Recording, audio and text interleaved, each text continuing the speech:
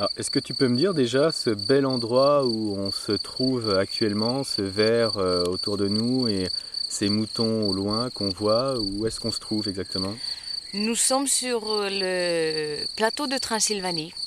Et là, c'est un paysage typique du plateau de Transylvanie, avec des petits vallons il y a des petites forêts, où il y a des villages dans les creux des vallées.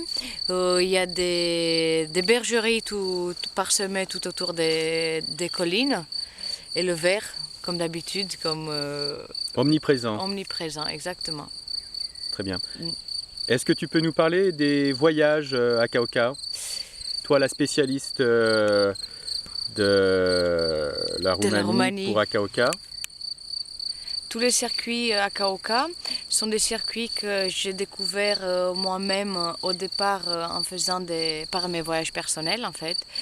Et c'est ainsi que j'ai découvert des endroits magnifiques, des gens également magnifiques, très accueillants, avec qui je suis restée en contact, avec qui on a de très bonnes relations amicales maintenant.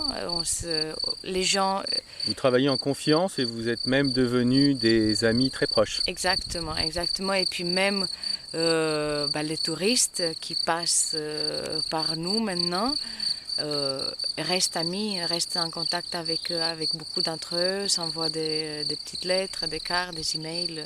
Il y a un contact, on s'attache de ces gens et on ne peut plus les oublier. Très bien.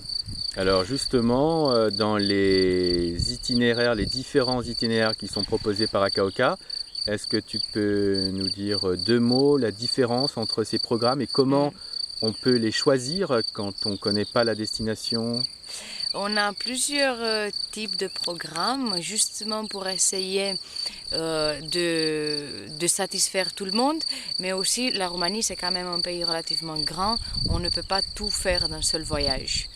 Nous avons par exemple une randonnée accompagnée dans le nord de la Roumanie, deux régions qui s'appellent Bucovine et Maramureș. Ce sont des régions qui sont restées très rurales, très traditionnelles. Bon, ça c'est valable en général en Roumanie. Mais ici, en plus, il n'y a pas de possibilité de faire des randonnées en liberté. Il n'y a pas de balisage, il n'y a pas de carte, il n'y a rien pour que le touriste puisse se débrouiller tout seul. Et Euh, les gens ne parlent, il y aurait des problèmes de communication parce que les gens ne parlent peut-être pas ni français ni anglais. Il y a des gens qui parlent quand même le français ou l'anglais. Et d'une manière générale, comme les Roumains sont tellement accueillants, que j'ai remarqué que les gens disaient que de toute façon on arrivait à se comprendre et à communiquer parce que les gens sont ouverts à la communication. Mais de toute façon, quand on est avec un guide, on peut découvrir beaucoup plus de choses. Et ces régions sont des régions peut-être un peu plus mystérieuses qui méritent un voyage accompagné. Et en plus, donc tous les randonnées qu'on fait là-bas, ce sont des randonnées que nous, on a découvert en essayant une fois, deux fois, trois fois, parce qu'il n'y a pas de carte, pas de balisage. C'est souvent de petits sentiers que les villageois utilisent pour monter leur bétail dans les prairies ou pour transporter le foin. Donc ce sont des choses qu'on ne peut pas découvrir tout seul en un seul circuit, en un seul voyage. Et après, nous avons aussi de la randonnée en liberté itinérante qui s'adresse à des gens qui veulent un petit peu d'autonomie, mais qui veulent aussi randonner un peu plus. Et là, sur ce circuit, par exemple, nous avons plusieurs jours, il y a le choix entre faire des randonnées plus faciles ou plus difficiles. Dans un cadre toujours magnifique, rural, assez traditionnel. Nous avons un autre tour où on combine à la fois la découverte culturelle, des randonnées d'un niveau assez facile en boucle, puisqu'on doit revenir à la voiture. Toujours en contact quand il s'agit de la randonnée des villages plus reculés avec la population locale, mais en ayant aussi un côté un peu plus libre parce qu'on visite quelques villes où on peut déjeuner où on veut, on a un programme un peu plus libre. Et il y a également le vélo. Le vélo, c'est-à-dire le VTC en liberté, qui est également itinérant et qui s'adresse à des personnes assez sportives. dans un paysage comme celui où on se retrouve maintenant, dans ce vert profond et omniprésent. Nous avons également le VTT qui à nouveau est faisable uniquement accompagné parce que ce sont de très petits sentiers sauvages. On est dans une nature très sauvage, dans une nature à la fois touchée par cette présence humaine, par les traditions, l'agriculture, et à la fois une nature sauvage où on ne voit vraiment pas de traces d'humains dans des forêts profondes.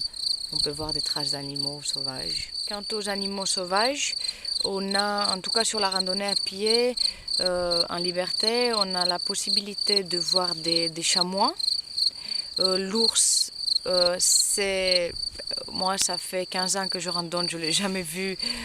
Par contre, il y a beaucoup de gens qui l'ont vu au bord de la route parce que les ours viennent vers les poubelles pour manger.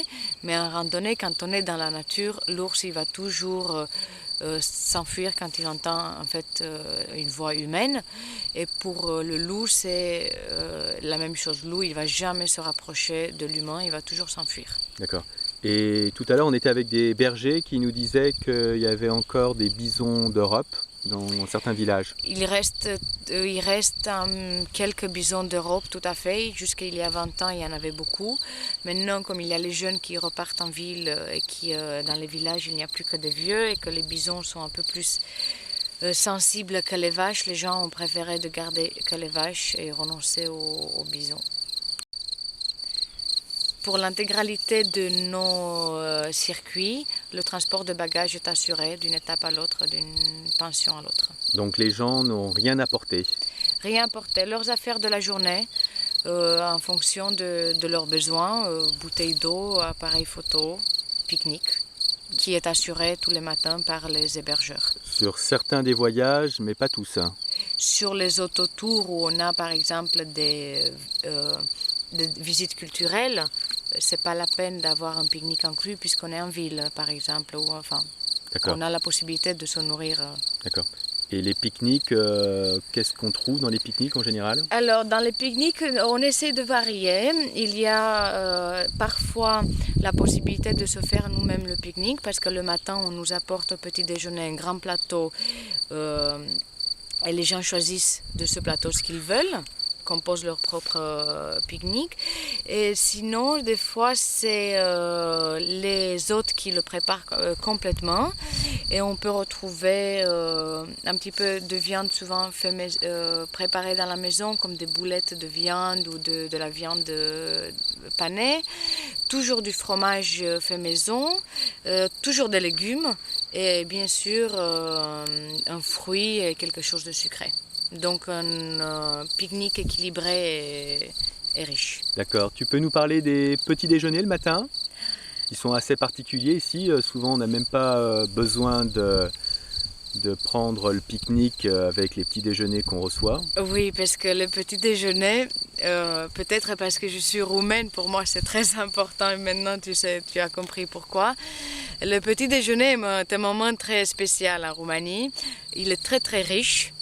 On mange beaucoup, on mange salé surtout.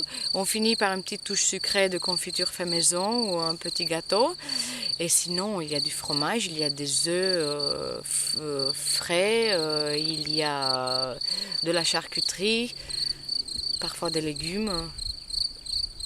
Traditionnellement, on mangeait du lard au petit déjeuner. Maintenant, ça se fait de moins en moins. Mais si vous, matin, voilà, si vous voulez goûter, il y a cette option. On a eu du lard ce matin.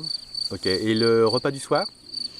Le repas du soir, Oui, les repas du soir. Ouais, il y a toujours la soupe.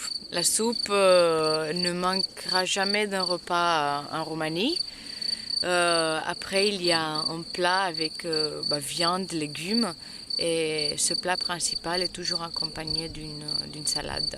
Et parfois, en plus de la soupe, il y a une autre entrée avec pareil les produits faits maison, fromage, charcuterie, légumes.